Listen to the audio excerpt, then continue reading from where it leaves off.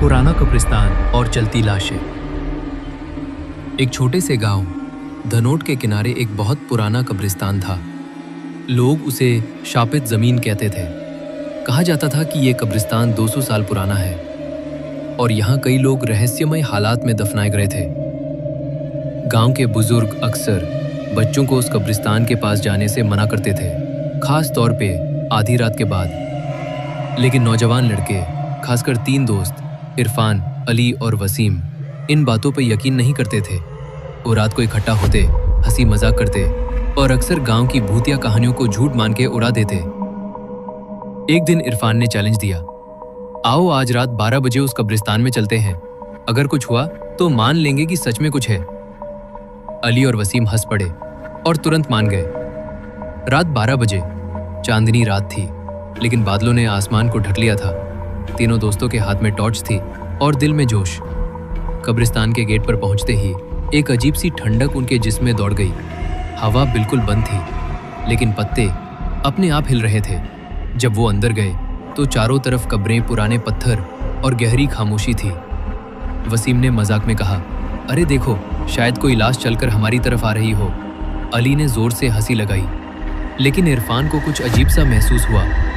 अचानक एक कब्र के पास से किसी के कराहने की आवाज आई। तीनों चौंक गए। ये आवाज किसकी थी? वसीम ने टॉर्च उस दिशा में की और उनकी आंखें फटी की फटी रह गईं। कब्र से लाश निकल रही थी, एक सड़ी गली बदबूदार लाश जो धीरे धीरे कब्र से बाहर आ रही थी। उसकी आंखें बंद थी, लेकिन पैर चल रहे थे। वो लाश खड़ी होकर गर्दन घुमाती है और धीरे धीरे उनकी तरफ बढ़ने लगती है। इरफान के मुंह से आवाज तक नहीं निकल रही थी। वसीम ने चीखकर कहा, भागो। वो तीनों उल्टे पांव भागने लगे, लेकिन एक और कब्र की मिट्टी हिलने लगी।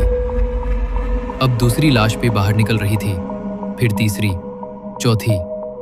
पूरा कब्रिस्तान चलती लाशों से भर गया था, जो खामोशी से उनकी तरफ बढ़ रही थी। अंधा भागना।